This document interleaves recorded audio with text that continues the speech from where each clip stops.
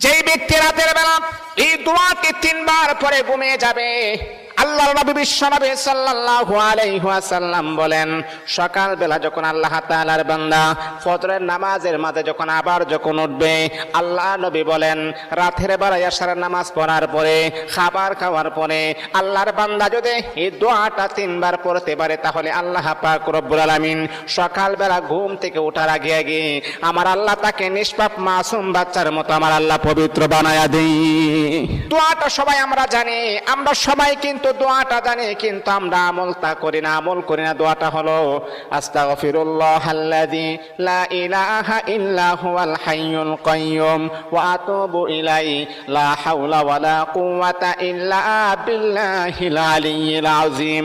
3 বার যদি আপনি পড়তে পারি, ইনশাআল্লাহ আল্লাহ পাক রব্বুল আলামিন আমার আপনার জীবনের সমস্ত গুনাহগুলোকে আমার আল্লাহ ক্ষমা করে দিবেন।